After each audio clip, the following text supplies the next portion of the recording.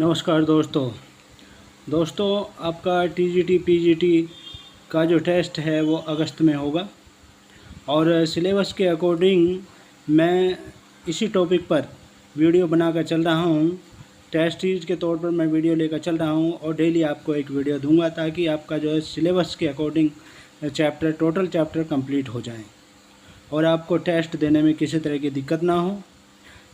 मैं एक वीडियो में 2-3 चैप्टर से संबंधित क्वेश्चन लूँगा, फिर नेक्स्ट वीडियो में 2-3 चैप्टर से संबंधित वीडियो लूँगा, फिर नेक्स्ट में 2-3 से संबंधित वीडियो लूँगा ताकि टोटल चैप्टर आपके कंप्लीट हो जाएं। इस तरह से ये क्रम जारी रहेगा और डेली आपको 50-60 क्वेश्चन कम से कम आपको मिलेंगे ताकि आपका सिलेबस बहुत जल्द ही कंप्लीट हो जाए। तो बगैर देरी किए हुए आगे बढ़ते हैं। दोस्तों, जिन्होंने हमारे चैनल को सब्सक्राइब नहीं किया है वो सब्सक्राइब कर लें तथा साथ ही साथ बेल आइकन को दबा दें ताकि नई वीडियो का नोटिफिकेशन आप तक पहुंचता रहे और इससे हमारा मोटिवेशन भी बढ़ता है। तो क्वेश्चन देखते हैं 76। इससे पहले मैंने 2 वीडियो में टेस्ट सीरीज की 2 वीडियो में 75 क्वेश्चन तक लिए थे। अब ये देखिए 76, जीवन की सबसे छोटी इकाई क्या है। तो दोस्तों, जीवन की जो सबसे छोटी इकाई है वो है कोशिका है और कोशिका में जैविक क्रियाओं के क्रियान्वयन के लिए सभी अंग उपस्थित होते हैं, यानी वो सारी क्रियाएं होती हैं जो एक जीवित प्राणी को चाहिए। तो जीवन की सबसे छोटी इकाई जो है कोशिका होती है और कोशिकाएं बहुकोशिकीय और एक कोशिकीय इस तरह से होते हैं, यानी जिसमें बहुत सारी कोशिकाएं होती हैं बहुकोशिकीय और जिसमें एक कोशिकाएं होती हैं वो एक कोशिकीय जीव कहलाते हैं। नेक्स्ट क्वेश्चन देखिए, क्वेश्चन नंबर 77। कोशिका का अध्ययन क्या कहा जाता है। कोशिकन के अध्ययन को कहा जाता है साइटोलॉजी कहा जाता है और साइटोलॉजी के अंतर्गत ही हम कोशिकाओं का अध्ययन करते हैं। जितनी भी टोटल डिटेल्स है आपको साइटोलॉजी के अंतर्गत मिलेगी कोशिका के बारे में। नेक्स्ट क्वेश्चन देखिए। और एक चीज़ और दोस्तों, हिस्टोलॉजी जो शब्द है ये हिस्टोलॉजी, इसमें ऊतकों के बारे में जानकारी मिलती है आपको। इसको ऊतक विज्ञान के नाम से भी जाना जाता है। ऊतक क्या होते हैं? बहुत सारी कोशिकाओं को मिलाकर 2 या 2 से अधिक कोशिकाओं को मिलाकर ऊतक बनते हैं। तो हिस्टोलॉजी के अंतर्गत ऊतक का अध्ययन किया जाता है। नेक्स्ट क्वेश्चन देखिए, क्वेश्चन नंबर 78। मानव शरीर के किस कोशिकांग को ट्रैफिक पुलिस के नाम से जाना जाता है। तो दोस्तों, मानव शरीर के जो कोशिकांग है, एक कोशिका का अंग जो है वो है गोल्जी कोए को ट्रैफिक पुलिस के नाम से जाना जाता है। इसमें जो है विभिन्न कोशिकाओं के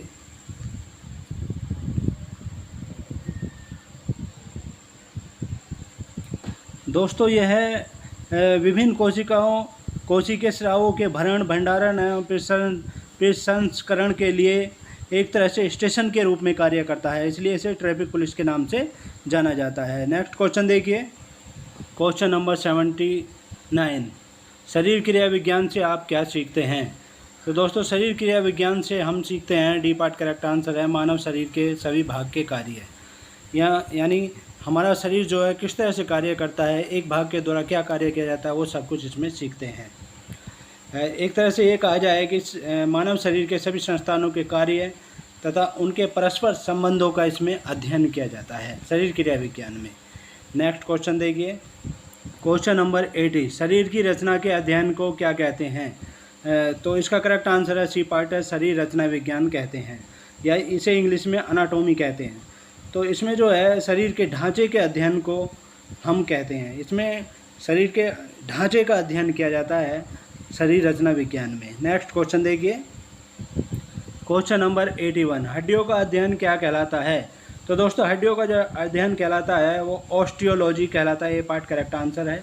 और इसके अंतर्गत जो है हम हड्डियों का अध्ययन करते हैं और यह मानव विज्ञान और पुरातत्व की एक ऐसी शाखा है जिसमें अस्थि संरचना, कंकालीय तंत्र, दांत और आकृति विज्ञान तथा अस्थियों के कार्य, रोग, विकृति, हड्डियों का प्रतिरोध और कठोरता आदि सभी की जानकारी इसमें हासिल होती है। नेक्स्ट क्वेश्चन देखिए, क्वेश्चन नंबर 82। स्पाइन में कितने प्रकार की गतिविधि संभव है। तो दोस्तों, स्पाइन जो होता है ये रीढ़ की हड्डी होता है, जिसे मेरुदंड भी कहते हैं, और ये 26 कशेरुकाओं से मिलकर बना होता है। तो इसमें जो है 4 प्रकार की गतिविधि संभव होती है। पहली तो है प्रसार, एक्सटेंशन जिसे बोलते हैं प्रसार, और फ्लेक्शन झुकाव, और पार्श्व झुकाव लैटरल फ्लेक्शन बोलते हैं इसे, और अक्षीय घुमाव एक्सियस रोटेशन कहते हैं इसे। तो इसमें 4 प्रकार की गति संभव है और यह 26 कशेरुकाओं से मिलकर बना है। नेक्स्ट क्वेश्चन देखिए, क्वेश्चन नंबर 83, रक्त किस प्रकार का ऊतक है? तो दोस्तों रक्त जो है, बी पार्ट करेक्ट आंसर है, संयोजी ऊतक है। और ये रक्त जो है इसकी उत्पत्ति भ्रूण के मेसोडर्म से होती है, और यह एक मुख्य रूप से यह एक तरल संयोजी ऊतक है। फ्लड कॉन्ट्रैक्टिव टिश्यू बोलते हैं जिसे, वो है ये संयोजी ऊतक। बी पार्ट करेक्ट आंसर है। नेक्स्ट क्वेश्चन देखिए, क्वेश्चन नंबर 84, रेडियो अल्ना अस्थि कहाँ स्थित होती है? तो दोस्तों रेडियो अल्ना अस्थि जो होती है फोर आर्म में स्थित होती है, और मनुष्य अन्य कशेरुकाओं में जो है अग्रपाद व पश्चपाद होते हैं। अग्रपाद को फोर लेग्स कहते हैं और पश्चपाद को हाइंड लेग्स कहते हैं। तो मनुष्य में जो है अग्रपाद हैंड कहलाते हैं, हाथ कहलाते हैं। अग्रपाद जो होते हैं मनुष्य में क्या होते हैं? हाथ होते हैं। इसके ऊपरी भाग को जो अपर आर्म कहते हैं तथा निचले भाग को लोअर आर्म या फोर आर्म कहते हैं। फोर आर्म जो है 2 अस्थियां होती हैं, एक तो रेडियस होती है, एक अल्ना होती है, जिन्हें एक साथ रेडियो अल्ना कहते हैं।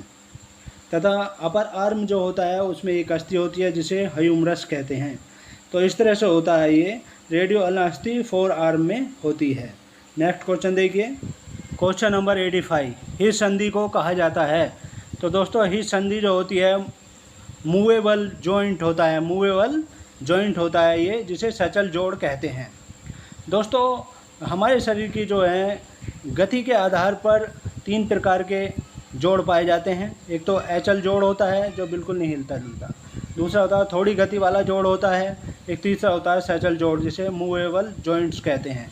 और मूवेबल जॉइंट जो है 5 प्रकार के होते हैं। कंदुक खल्ली का संधि होती है जिसमें हिज या कब्जा, तो हिज को कब्जा संधि भी कहते हैं, और सैंडल संधियाँ होती है, धुराग्र या खूंटीदार संधियाँ होती है, और 5 होती है प्रसार या विसर्पी संधियाँ।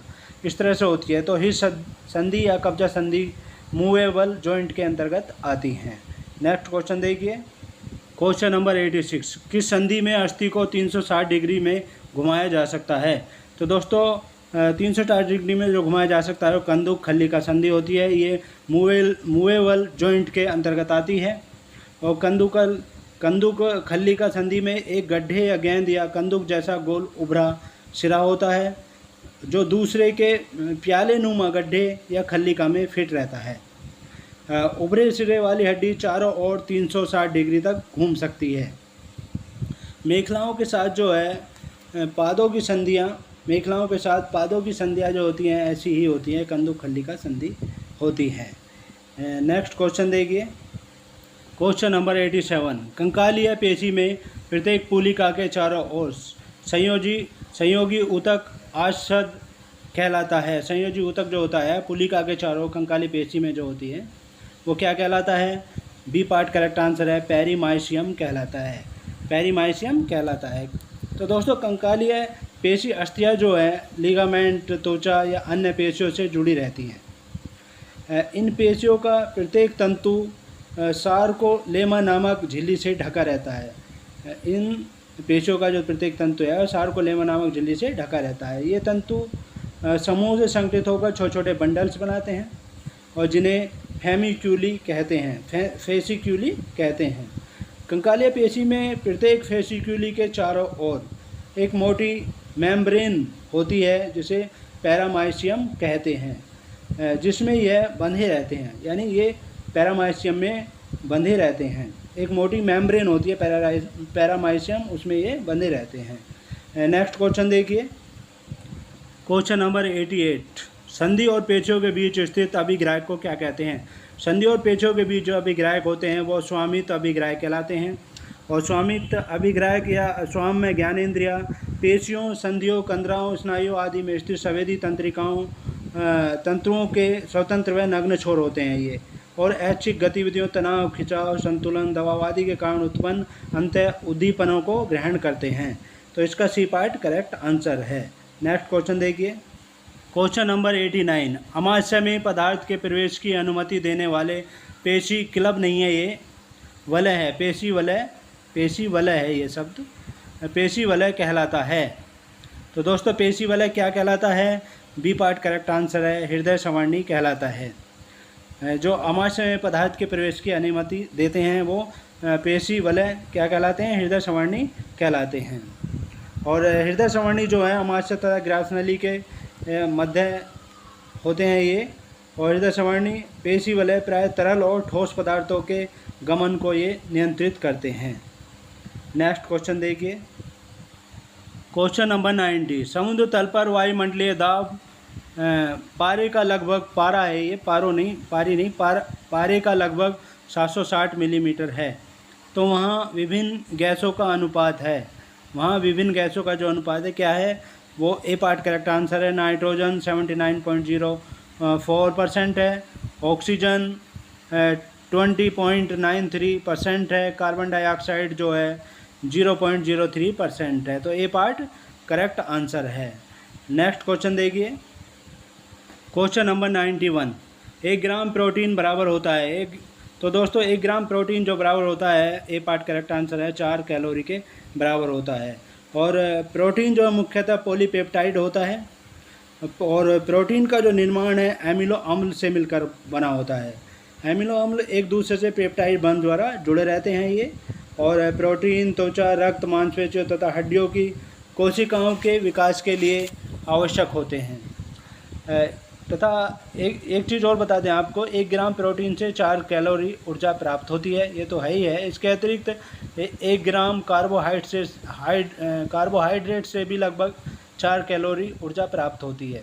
1 ग्राम अल्कोहल से 7 कैलोरी तथा 1 ग्राम वसा से लगभग 9 कैलोरी ऊर्जा प्राप्त होती है। यानी सबसे ज़्यादा ऊर्जा जो प्राप्त होती है वसा से प्राप्त होती है। इस तरह से होता है। नेक्स्ट क्वेश्चन देखिए, क्वेश्चन नंबर 92। लाल रक्त कोशिकाओं का उत्पादन कहाँ होता है? तो लाल रक्त कोशिकाओं का जो उत्पादन होता है वो होता है अस्थि मैरो में, यानी बोन मैरो कहते हैं जिसे इंग्लिश में, अस्थि मैरो में होता है। और कोशिकाओं का निर्माण जो है इसको अस्थियों की मज्जा भी कहते हैं इसको। तो मनुष्य में प्रति घन मिलीलीटर जो है आयतन जो होता है वो रुधिर में लगभग 4.5 से लेकर 5 मिलियन लाल रक्त कोशिकाएं होती हैं। यानी 1 घन मिलीलीटर आयतन में रुधिर में जो है लगभग 4.5 से 5 मिलियन लाल रक्त कोशिकाएं होती हैं। इस तरह से होता है ये। नेक्स्ट क्वेश्चन देखिए, क्वेश्चन नंबर 93। व्यायाम के दौरान जब हृदय गति 160 बीट प्रति मिनट हो और स्ट्रोक वैल्यू जो है 100 मिलीलीटर प्रति बीट हो तो हृदय संबंधी आउटपुट कितना होगा? यानी हृदय निर्गत कार्डिक आउटपुट कितना होगा? तो कार्डिक आउटपुट जो होता है स्ट्रोक वॉल्यूम इंटू हृदय गति होता है। तो इसकी मल्टीप्लाई होगी 100 की 160 से मल्टीप्लाई हुआ, तो मल्टीप्लाई होने के बाद में 16,000 मिलीलीटर प्रति मिनट आया ये। और इसको लीटर में चेंज करा तो 16 लीटर प्रति मिनट, यानी सी पार्ट करेक्ट आंसर है। 16 लीटर प्रति मिनट इसका आंसर होगा। तो सी पार्ट करेक्ट आंसर है। नेक्स्ट क्वेश्चन देखिए, क्वेश्चन नंबर 94। रक्त क्या है? रक्त के बारे में मैंने पहले ही बताया था, पीछे क्वेश्चन आया था ये, और डिटेल में बता देते हैं। तो रक्त जो है द्रव ऊतक होता है, द्रव ऊतक, संयोजी ऊतक कहते हैं जिसे। और एक वयस्क व्यक्ति में जो है रक्त की औसत मात्रा 5 से 6 लीटर होती है, 5 से 6 लीटर होती है एक वयस्क व्यक्ति में। रक्त एक संयोजी ऊतक होता है, ये तो बता ही दिया आपको, जिसमें कोशिकाएं होती हैं। और एक चीज़ और बता दें, तो रक्त में जो है 3 चीज़ें होती हैं। एक तो लाल रक्त कणिकाएं होती हैं, दूसरा श्वेत रक्त कोशिकाएं होती हैं, तीसरा होता है प्लेटलेट्स। और यदि ये देखा जाए तो 1 माइक्रोलीटर रक्त में लगभग 40 लाख या 4 मिलियन से 60 लाख या 6 मिलियन लाल रक्त कोशिकाएं होती हैं। और 5000 से 11000 सफ़ेद रक्त कोशिकाएं होती हैं तथा 1,50,000 से 5 लाख तक प्लेटलेट्स होती हैं। इस तरह से होता है ये। नेक्स्ट क्वेश्चन देखिए, क्वेश्चन नंबर 95, परिसंचरण तंत्र का मुख्य अंग क्या है? तो दोस्तों परिसंचरण तंत्र का जो मुख्य अंग है वो सी पार्ट करेक्ट आंसर है, हृदय है। और एक चीज़ और बता दें आपको, परिसंचरण तंत्र में जो है निम्नलिखित 4 प्रमुख घटक शामिल होते हैं। पहला होता है धमनियाँ। धमनियों का काम क्या होता है? धमनियों का कार्य होता है ऑक्सीजन युक्त यानी शुद्ध रक्त को एक स्थान से दूसरे स्थान पर ले जाना होता है। जो रक्त शुद्ध होता है, शुद्ध का मतलब होता है उसमें ऑक्सीजन होती है। और दूसरे होते हैं शिराएँ। शिराएँ जो है ऑक्सीजन रहित रक्त को, यानी जिसमें ऑक्सीजन नहीं होती, अशुद्ध रक्त कहलाता है वो, उसको फेफड़ों तक ले जाती है, शरीर से फेफड़ों तक ले जाने का कार्य करती है, जहाँ से ऑक्सीजन प्राप्त करता है। तीसरा है रक्त। तो रक्त जो है मानव शरीर में एक परिवहन साधन के रूप में कार्य करता है और ये सभी आवश्यक तत्व जैसे हार्मोन, पोषक तत्व, ऑक्सीजन, एंटीबॉडी इत्यादि का संचार पूरे शरीर में करता है। चौथा होता है हृदय। यह मानव परिसंचरण तंत्र का सबसे महत्वपूर्ण भाग है और यह हमारे जीवन को सुचारू रूप से चलाने के लिए ऑक्सीजन और पोषक तत्वों से भरपूर रक्त को, जो ऑक्सीजन और पोषक तत्वों से भरपूर रक्त होता है उसको क्या करता है, ये पूरे शरीर में भेजता है। तो मानव परिसंचरण तंत्र का मुख्य अंग क्या है? हृदय है। सी पार्ट करेक्ट आंसर है। नेक्स्ट क्वेश्चन देखिए, क्वेश्चन नंबर 96, मेटाबॉलिज्म का संबंध किस तंत्र से है? तो दोस्तों मेटाबॉलिज्म का संबंध जो है डी पार्ट करेक्ट आंसर है, पाचन तंत्र से है। और मेटाबॉलिज्म का संबंध पाचन तंत्र से है, ये तो सही है ही है, डी पार्ट करेक्ट आंसर है। और मेटाबॉलिज्म जो है जो ग्रहण किए हुए भोजन होता है, जो भोजन होता है, जो ग्रहण किया हुआ भोजन होता है उसको ईंधन के रूप में ये परिवर्तित करता है, जिसके फलस्वरूप शरीर को आवश्यक ऊर्जा की प्राप्ति होती है। इस तरह से होता है। नेक्स्ट क्वेश्चन देखिए, क्वेश्चन नंबर 97, एंटी रिकेटिक विटामिन किसे कहते हैं? तो दोस्तों एंटी रिकेटिक विटामिन जो होते हैं वो होते हैं vitamin D, B part correct answer है। और विटामिन डी जो है सबसे अच्छा स्रोत विटामिन डी का सूर्य की किरणें हैं। सूर्य की किरणों के द्वारा जो विटामिन डी का निर्माण हमारी त्वचा की कोशिकाओं द्वारा किया जाता है, जो कि यहाँ से निर्मित होकर शरीर रुधिर में मुक्त हो जाती हैं, यानी ये रुधिर में जाकर मिल जाती हैं। इसके अतिरिक्त मक्खन, यकृत, अंडा, दूध, मछली का तेल इत्यादि से भी विटामिन डी प्रचुर मात्रा में प्राप्त होता है। विटामिन की डी की कमी से बच्चों में क्या होता है, सूखा रोग या रिकेट्स बोलते हैं जिसे, वो होता है। और वयस्कों में, बड़ों में जो है अस्थि मृदुता या ऑस्टियोमलेशिया नामक बीमारी हो जाती है। नेक्स्ट क्वेश्चन देखिए, क्वेश्चन नंबर 98, शरीर के लिए अनिवार्य अमीनो अम्ल कौन सा है? तो शरीर के लिए जो अनिवार्य अमीनो अम्ल है वो है lysine, C part correct answer है। दोस्तों अमीनो अम्ल जो है शरीर द्वारा निर्मित नहीं होते हैं, ये हमें आहार के द्वारा, जो भोजन हम लेते हैं उसके द्वारा ये प्राप्त किए जाते हैं। तो सबसे अनिवार्य अम्ल कौन सा है? लाइसिन है, सी पार्ट करेक्ट आंसर है। नेक्स्ट क्वेश्चन देखिए, क्वेश्चन नंबर 99, निम्नलिखित में से क्या प्रोटीन का स्रोत नहीं है? तो दोस्तों निम्नलिखित में जो है तेल प्रोटीन का स्रोत नहीं है, तेल वसा का स्रोत है। इसमें प्रोटीन नग्न होता है। पशुओं से प्राप्त होने वाले पदार्थों में पाए जाने वाले प्रोटीन को हम पशु प्रोटीन कहते हैं और यह प्रोटीन जो है अंडा, दूध, मांस, मछली तथा दूध से बनी हुई वस्तुओं जैसे दही आदि में पाया जाता है। तो तेल में जो है वसा ज़्यादा होता है, प्रोटीन नग्न होता है, सी पार्ट करेक्ट आंसर है। नेक्स्ट क्वेश्चन देखिए, क्वेश्चन नंबर 100, किस प्रकार के चोट के बाद उल्टी होती है? तो दोस्तों सिर पर चोट लगने के बाद उल्टी की स्थिति पैदा हो जाती है।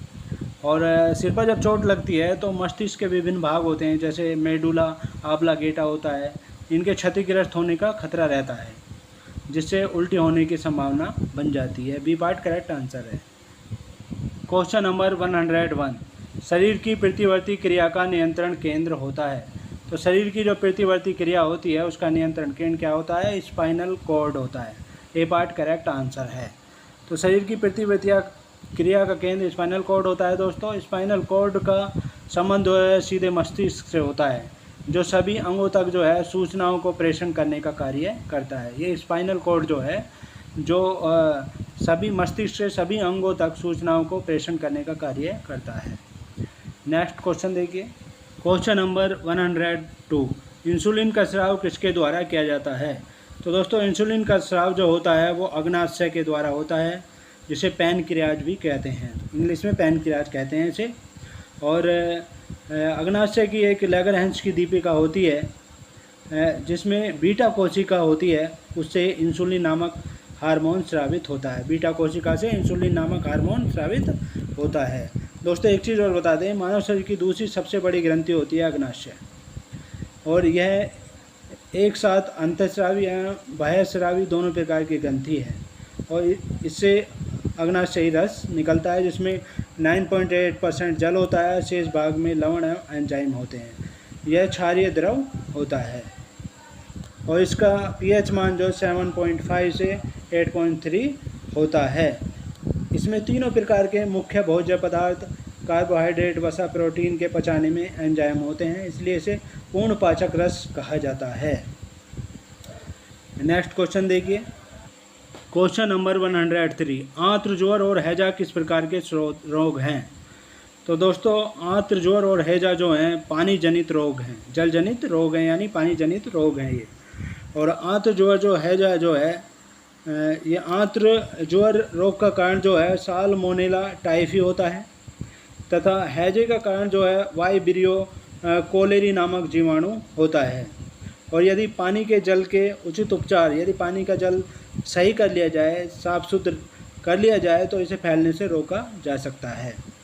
नेक्स्ट क्वेश्चन देखिए, क्वेश्चन नंबर 104, एड्स में उष्मायन का औसत समय या संक्रमण के बाद के अवधि जिसके दौरान विषाणु रोग पैदा नहीं करता है, यानी एक विषाणु इसमें आ गया शरीर में तो वो कितने साल तक ये रोग पैदा नहीं करता है, वो उष्मायमान का औसत समय कहलाता है।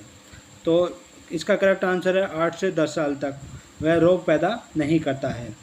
एड्स का पूरा नाम जो है दोस्तों बता दें आपको, एक्वायर्ड इम्यूनो डेफिशिएंसी सिंड्रोम है, और यह घातक रोग HIV के संक्रमण से होता है। नेक्स्ट क्वेश्चन देखिए, क्वेश्चन नंबर 105, कौन सी संक्रामक बीमारी हैंसेन की बीमारी के रूप में भी जानी जाती है?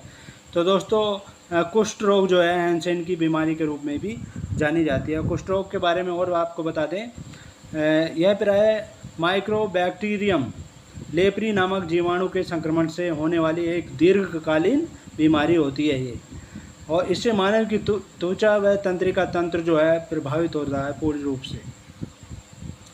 नेक्स्ट क्वेश्चन देखिए, क्वेश्चन नंबर 106, सिफिलिस के लिए कारक अभिकर्मक है। दोस्तों सिफिलिस रोग जो है ट्रेपोनीमा पेलिडम नामक जीवाणु के संक्रमण से होता है। ए पार्ट करेक्ट आंसर है। नेक्स्ट क्वेश्चन नंबर 107, HN नहीं दोस्तों, H1 और N1 होता है ये, कौन से रोगजनक का परिवर्तित रूप है? तो H1N1 कौन से रोगजनक का परिवर्तित रूप है? इन्फ्लुएंजा ए का। H1 और N1 इन्फ्लुएंजा ए विषाणु का एक प्रकार है।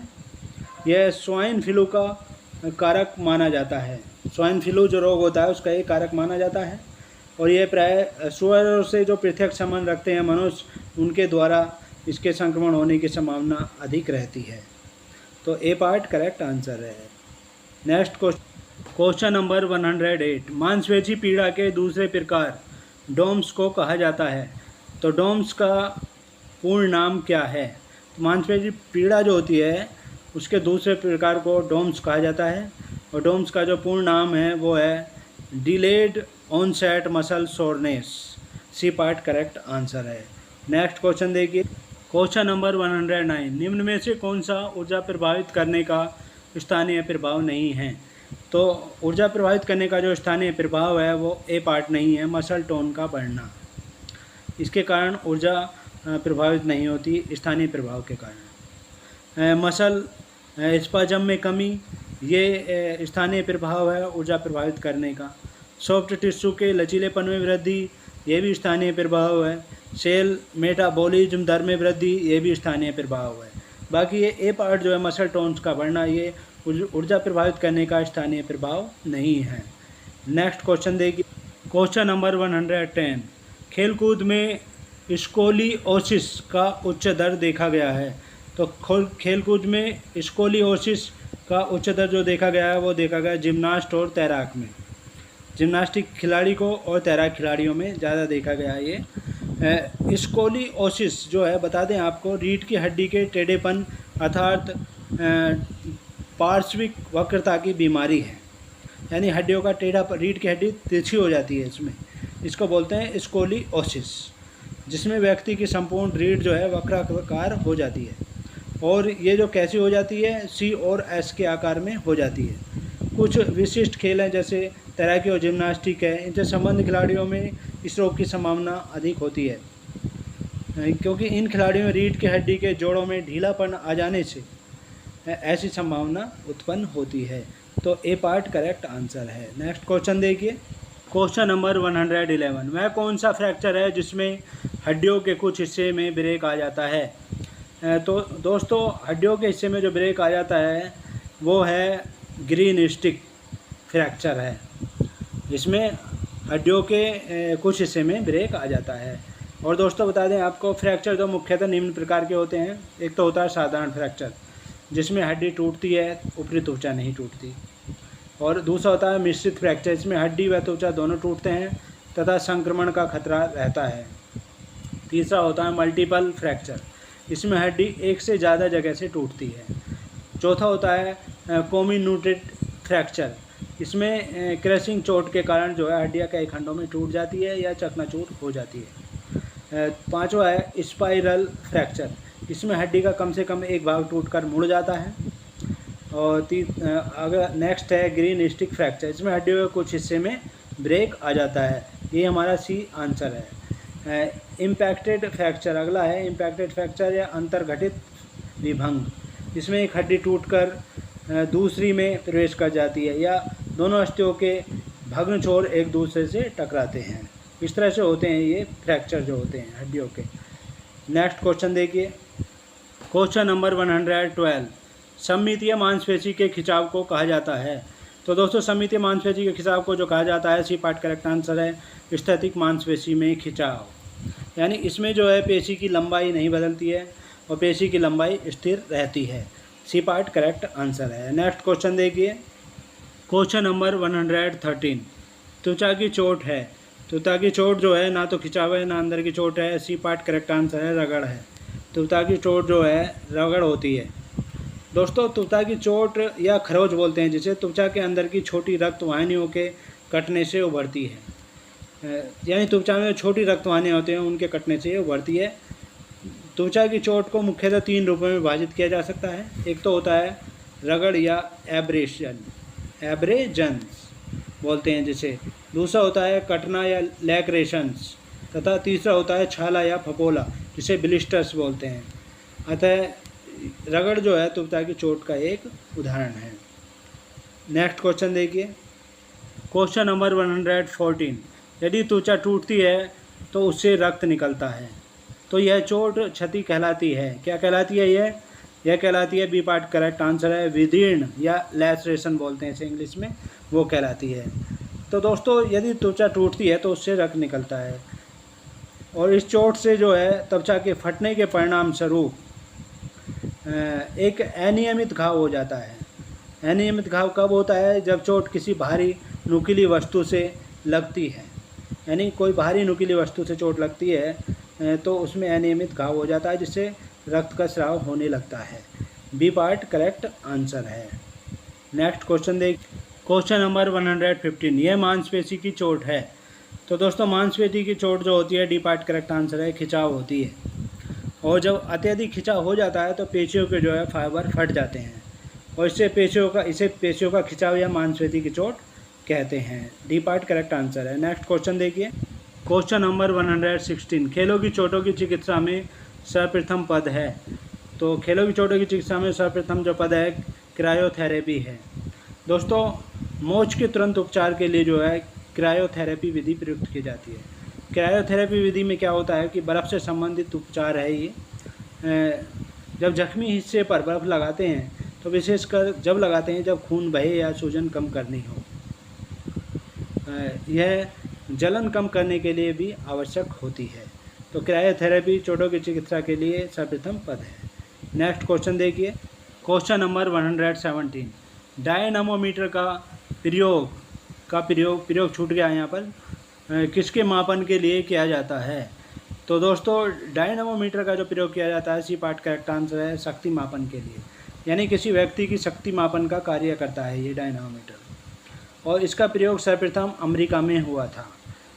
नेक्स्ट क्वेश्चन देखिए, क्वेश्चन नंबर 118, किसी खिलाड़ी के जोड़ों में या संपूर्ण शरीर में दर्द हो रहा हो तो कौन सा उपचार अच्छा है? तो दोस्तों कौन सा उपचार अच्छा है? वो है बी पार्ट, स्टीम बाथ अच्छा है।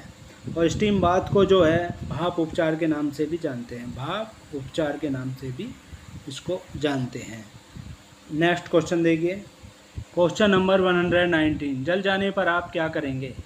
तो दोस्तों यदि किसी को जल जाए कोई व्यक्ति, तो उसको पहले कंबल से ढक देंगे, फिर नीचे लेट जाएंगे या उसको नीचे लेटा देंगे, और तीसरा है अधिक जल का उपयोग करेंगे। तो ये तीनों चीज़ जो है सही है।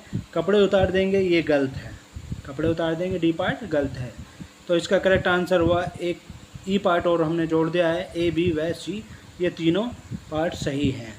नेक्स्ट क्वेश्चन देखिए, क्वेश्चन नंबर 120, खेल में चोटें कैसे लगती हैं? तो दोस्तों खेल में जो चोटें लगती हैं वो लगती हैं जब खेल के नियमों का पालन नहीं किया जाता है, तो तब चोटें लगती हैं। सी पार्ट करेक्ट आंसर है। यदि खेल के नियमों का पालन किया जाए तो खेल में चोट नहीं लगती है। नेक्स्ट क्वेश्चन देख, क्वेश्चन नंबर 121, शारीरिक विकलांगता कैसे होती है?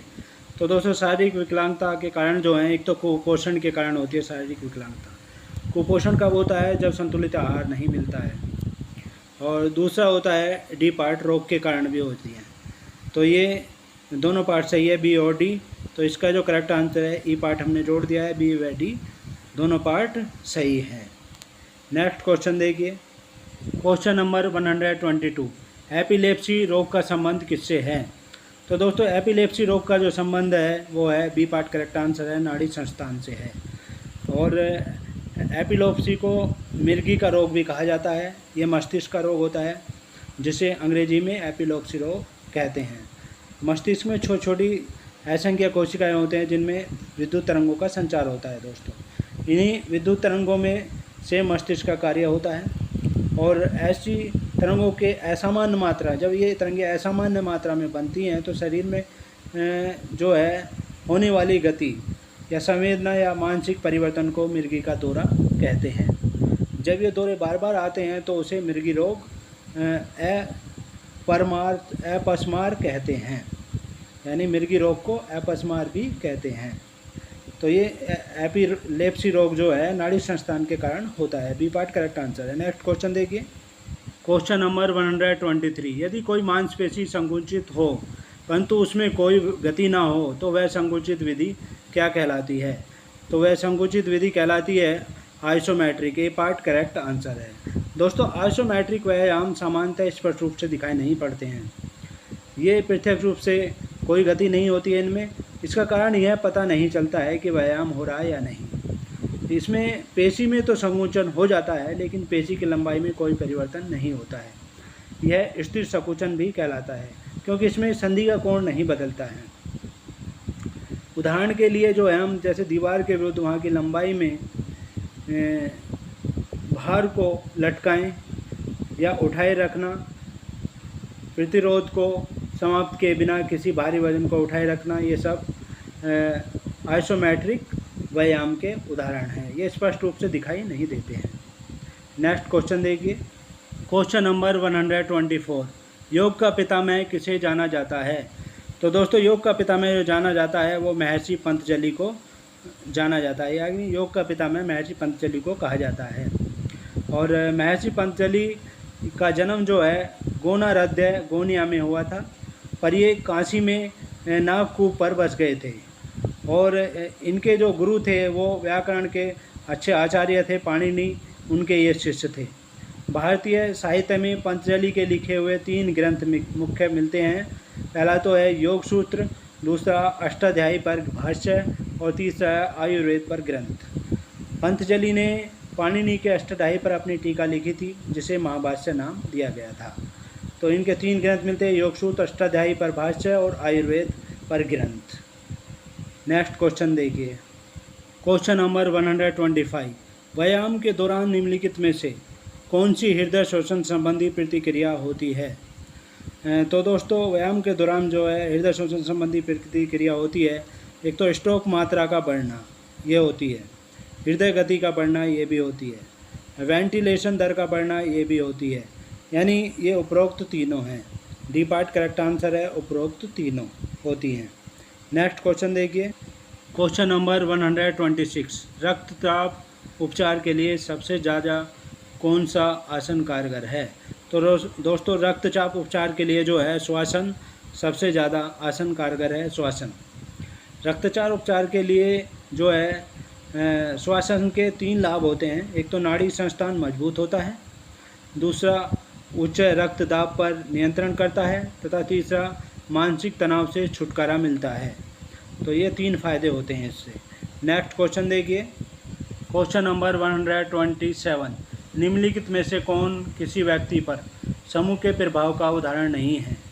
तो ए पार्ट इसमें करेक्ट आंसर है। अल्पसंख्यक प्रभाव जो है समूह के प्रभाव का उदाहरण नहीं है। और निव्यक्तीकरण और सामाजिक सुगमीकरण और सामाजिक स्वचारण, ये जो हैं समूह के प्रभाव का उदाहरण है किसी व्यक्ति पर। अल्पसंख्यक प्रभाव जो है सामाजिक प्रभाव का एक रूप तब होता है जब अल्पसंख्यक समूह का कोई सदस्य अल्पसंख्यक के विश्वास या व्यवहार को स्वीकार करने के लिए बहुमत को प्रभावित करता है।